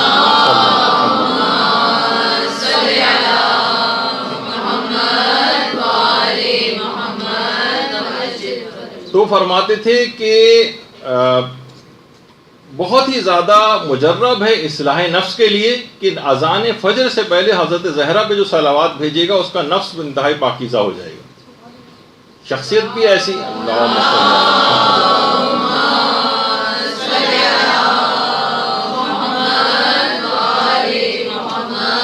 اب خواہ طالب علم ہو، غیر طالب علم ہو، کوئی مومن ایسا ہو ہی نہیں سکتا کہ جو طلب علم کی جس کے اندر خواہش ہے، اس لحاظ سے سارے ہی طالب علم ہیں۔ تو بہرحال تہذیب نفس سب کے اوپر لازم ہے، طریقہ کار پر سب کو عمل کرنے کی ضرورت ہے۔ آیت اللہ حق شناس ایک بات بڑی اچھی فرماتے تھے فرماتے تھے کہ مسئلہ یہ ہے کہ ہم نے موعظہ سننا ہی چھوڑ دیا ہے، واعظ و نصیحت سننی چھوڑ دی۔ اب آپ دیکھیں کتنے کم اخلاقیات کے درس خود کراچی شہر کے اندر کتنے کم ہوتے ہیں، یعنی اور جو چھوٹے علاقے ہیں ان کو تو آپ اور سوچیے کہ مومنین وہاں کے کتنے پریشان ہیں عام طور پر، تو کتنی زیادہ ان جگہوں کے اوپر ضرورت ہے گھر گھر اور علاقوں کے اندر درسوں کو قائم کرنے کی اور علماء کو بلانے کی اور درس اخلاق ان سے کروانے کی۔ وہ فرماتے تھے کہ مسئلہ ہے کہ انسانوں نے موعظہ سننا چھوڑ دیا ہے، اور فرماتے تھے اگر انسان تیار ہو جائے واقعی طور پر موعظہ سننے کے لیے، واعظ و نصیحت سننے کے لیے، تو یہ در و دیوار اس کو موعظہ اور نصیحت کریں گے۔ دیکھا جائے تو انسان اب بس ایک دفعہ سننے کو تیار تو ہو، پھر وہ دیکھے گا کہ واقعتاً در و دیوار جو ہے وہ نصیحت کرنے کو تیار ہیں، نصیحتیں اور عبرتیں اتنی بکھری ہوئی ہیں اس کے لیے۔ ہمارے ساتھ مسئلہ یہ ہے وہی جو آیت اللہ انصاری شیرازی فرماتے تھے کہ طالب علم کا جو سرمایہ ہے نا، وہ نہ تو مال و دولت ہے، نہ ریاست ہے، نہ شہرت ہے، اور نہ یہ تجملات ہیں کہ مثلا طالبہ ہونے کے لحاظ سے آپ جو ہیں وہ میک اپ میں اور زیورات میں اور کپڑے بنانے کی ہر وقت فکر میں رہیں۔ تجملات کہتے تھے طالب علم کا اس سے کوئی کام نہیں، نہ مال و دولت، نہ ریاست و شہرت، نہ تجملات۔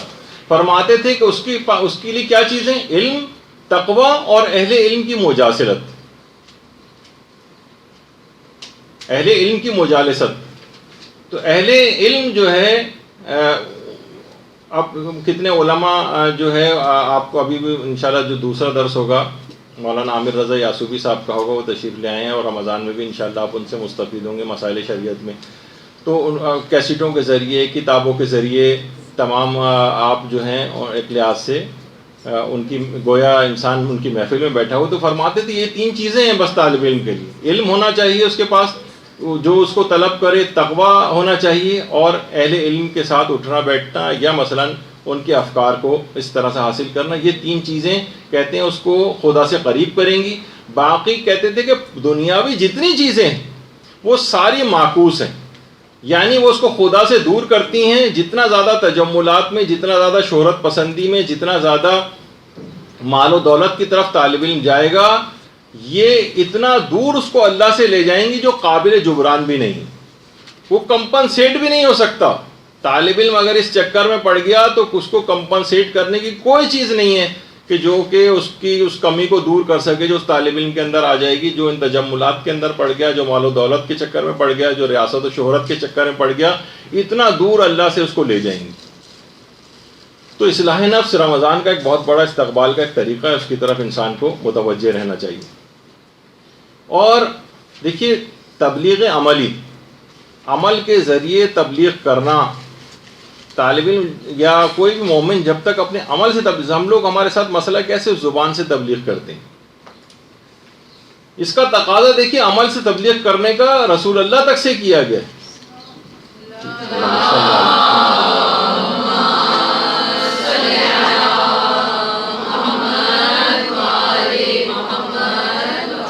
لقد کان لکم فی رسول اللہ اسوۃ حسنہ، کہ ان کی سیرت، جب تک پیغمبر اسلام سیرت یعنی کیا ہے کہ جب تک عمل کر کے نہیں دکھائیں گے لوگوں کو کیسے پتہ چلے گا کہ کیسے عمل کرنا۔ تو پیغمبر نے ایک ایک چیز پر عمل کر کے دکھایا، اور ہم یہ سوچ رہے ہیں کہ فقط آپ جو ہیں کہ بس میں کسی جگہ جا کر تقریر کر دوں، مجلس کے اندر اچھی اچھی باتیں پڑھ دوں، خالی صرف قولی صرف تبلیغ کر دوں تو مسئلہ حل ہو جائے گا۔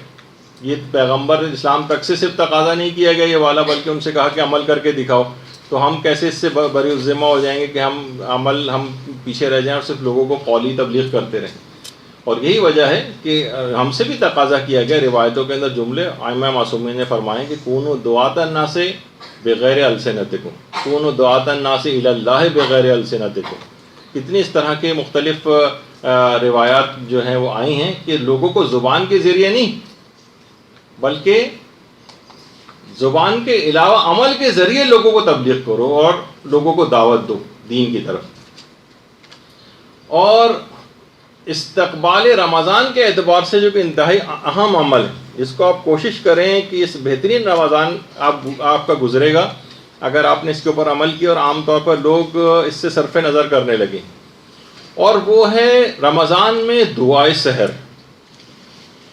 یہ اتنی اہم ہے کہ علامہ محمد حسین طباطبائی انہوں نے لازم کیا ہوا تھا اپنے اوپر کہ رمضان کی سحری میں پورے گھر والوں کے ساتھ بیٹھ کر دعائے سحر پڑھا کرتے تھے، پورے گھر والوں کو جمع کر کے دعائے سحر، اور اس کے بعد پھر سحری وحری کھانے کا اہتمام ہوتا تھا۔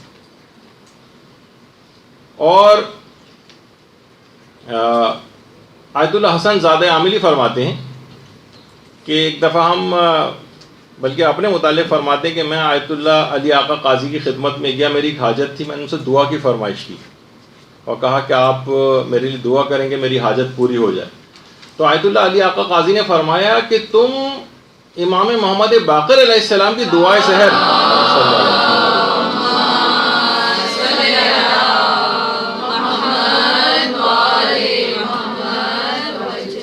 فرماتے تھے کہ تم پانچویں امام کی دعائے سحر کیوں نہیں پڑھتے ہو؟ اچھا، دعائے سحر دو بڑی مشہور ہے، ایک تو دعائے سحر ہمارے پانچویں امام کی ہے، اور ایک ہمارے آٹھویں امام امام علی رضا علیہ الصلوۃ والسلام۔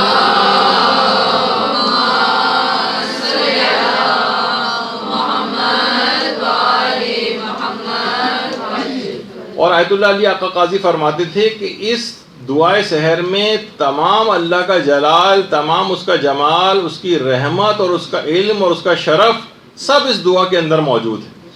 اور کہا کہ اس میں ایک حرف بھی حور و غلمان سے متعلق نہیں، اور فرماتے تھے کہ بہشت اگر شیریں ہے تو بہشت آفرین شیریں تر ہے۔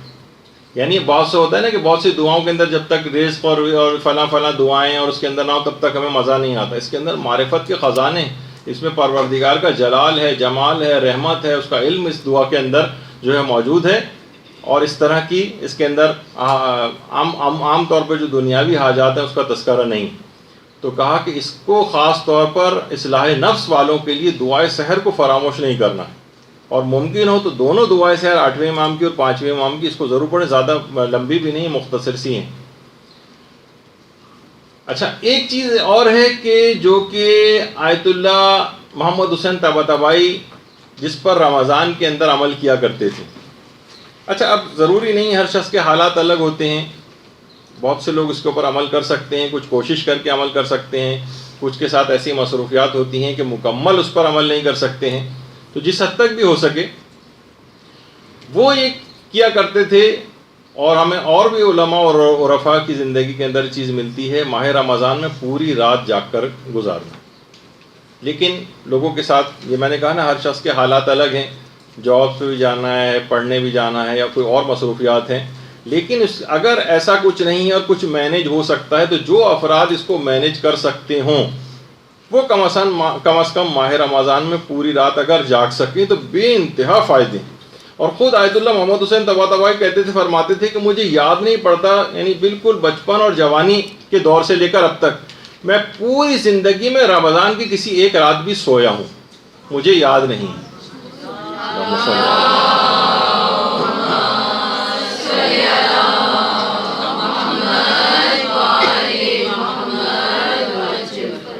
تو اب خواہ آپ پوری رات جاگیں یا نہ جاگیں، دو کام اگر آپ کر لیں تو بہترین رمضان کی جو ہے آپ کی راتیں گزریں گی، اور استقبال حقیقتاً گویا آپ نے رمضان کا صحیح طور پر کیا۔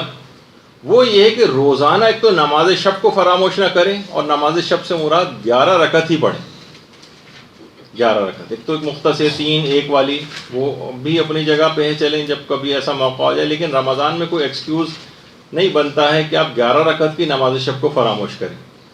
اور دوسری ہے نماز جعفر طیار، یہ کم سے کم ہفتے میں ایک دن تو ضرور رمضان میں پڑھیں، روز پڑھیں تو کیا ہی کہنا، گویا ایک خزانہ اس کے پاس آ جائے گا علم و معرفت اور عمل کے اعتبار سے، اور نامہ اعمال جو اس کا بھاری ہوگا۔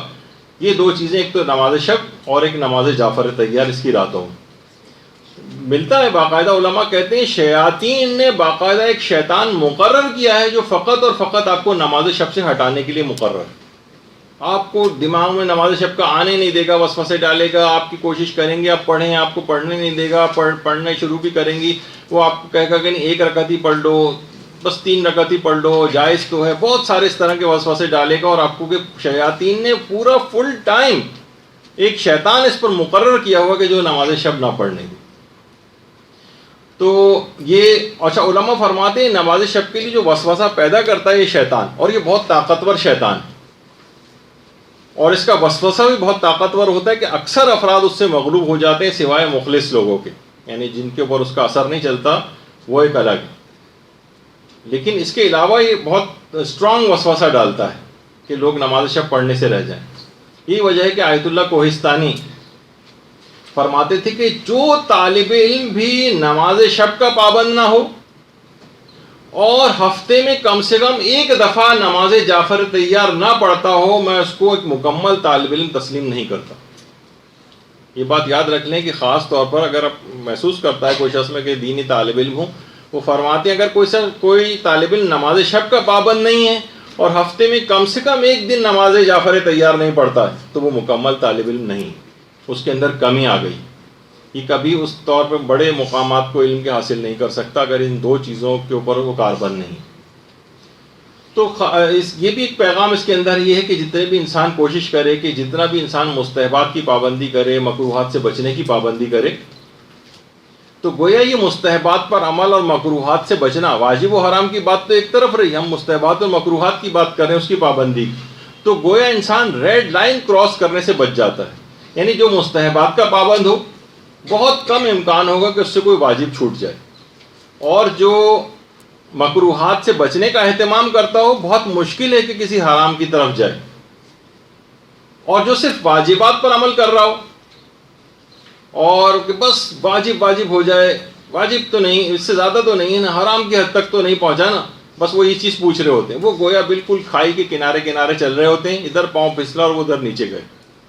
تو مستحبات اور مکروہات کی پابندی سے انسان اس ریڈ لائن سے بہت دور چلا جاتا ہے اور امکان نہیں ہوتا کہ یہ کسی حرام کے اندر مبتلا ہوگا. تو اسی مستحبات میں عمل کے اعتبار سے تعقیبات نماز کی پابندی آپ کریں. اس پہ ہمارے پچھلے دنوں پورے گفتگو ہو چکی ہے، بہترین نماز کیسے پڑھیں گے ضمن کے اندر، اس کے جو چیزیں وہ بھی رمضان کے اندر ضرور پڑھیں. علماء ایک بڑی اچھی بات فرماتے ہیں کہ جو شخص بھی تعقیبات نماز کا پابند ہے اسے پھر سحر اور جادو سے نمٹنے کے لیے کسی اور دعا کو پڑھنے کی کوئی ضرورت ہی نہیں.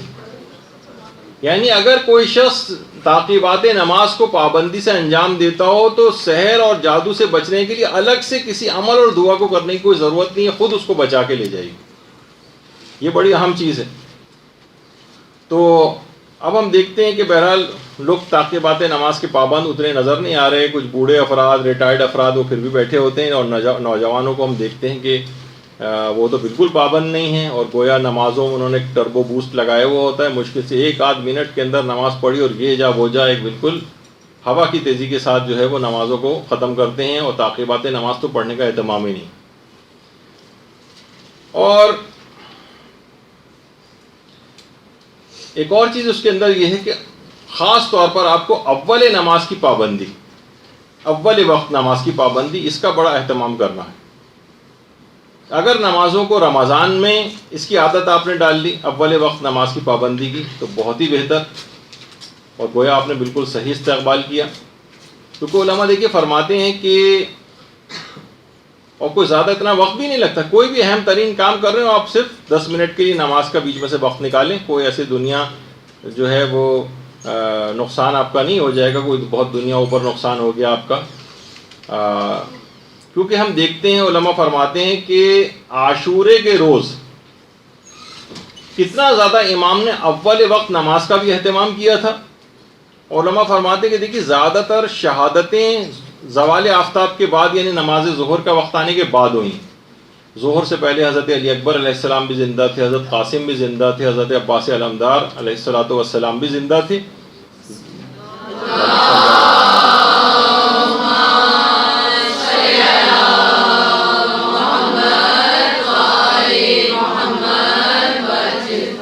دیکھیے سید الشہداء نے یہ نہیں کہا تھا کہ دیکھو ابھی سب لوگ جا کر جنگ کرو، ابھی تو غروب ہونے میں بہت وقت ہے، نماز کا وقت وسیع ہے، بعد میں پڑھ لینا نماز. نہیں، اول وقت نماز کی اتنی پابندی تھی کہ گویا جب بھی کہا جاتا ہے کہ عاشورہ جو ہے وہ تمام اسلامی احکامات کی تجلی کا دن بھی تھا.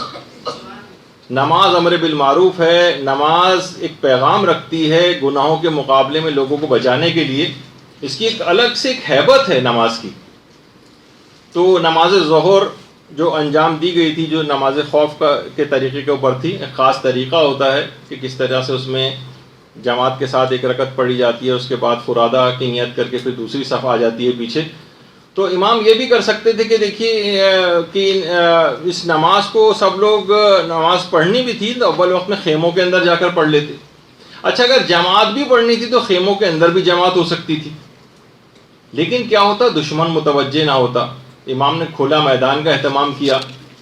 کتنے ہی تیر لگنے سے اصحاب جو ہیں امام کے شہید اور زخمی بھی ہوئے, لیکن امام نے اول وقت نماز کا اہتمام کیا, امام نے نماز جماعت کا اہتمام کیا اور شوکت اسلام کا سب لوگوں کے سامنے اظہار کیا.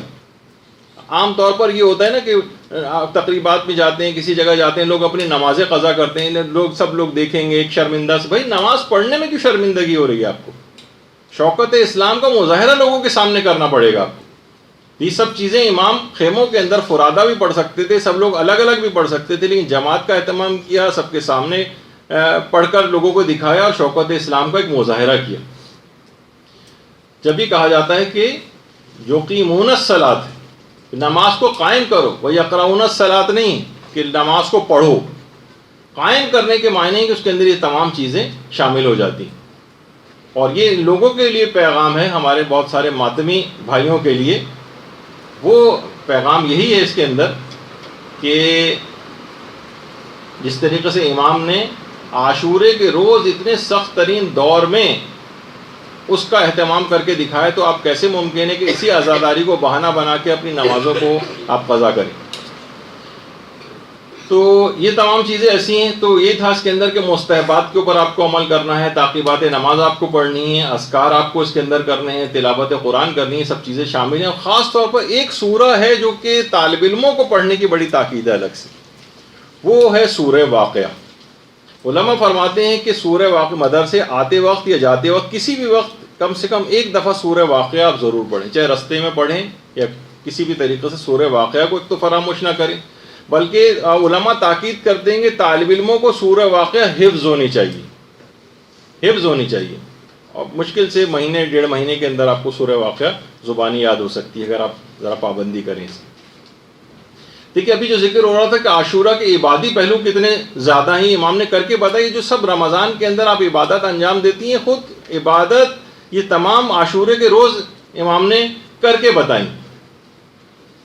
کتنا ملتا ہے کہ نمازیں وہاں پر ہو رہی تھیں, دعائیں وہاں پر ہو رہی تھیں, مناجاتیں وہاں پر ہو رہی تھیں. حضرت امام سجاد کو گلے سے لگا کر جو کہ امام حسین علیہ السلام نے جو دعا پڑھی تھی کہ اللہم بحق یاسین والقرآن الحکیم و بحق طٰہٰ والقرآن العظیم, یہ سب دعائیں تھیں جو کہ جنگ بدر میں پیغمبر اسلام نے جو دعا پڑھی تھی وہی امام حسین نے حضرت امام سجاد کو گلے سے لگا کر جس دعا کو پڑھا تھا. ان دعاؤں کی بھی بڑی اہمیت ہے, جو اس رمضان کے اندر بھی آپ کو بہت ساری دعائیں پڑھنی ہیں. امام نے ان تمام دعاؤں کو اور اذکار کو عاشورے کے روز بھی کر کے دکھایا تھا, پڑھ کے بتایا تھا. اور جب بھی کوئی میدان میں جاتا تھا جنگ کے لیے تو امام اس وقت قرآن کی ایک آیت کی تلاوت کرتے تھے, ان اللہ اصطفیٰ آدم و نوحا و آل ابراہیم و آل عمران علی العالمین.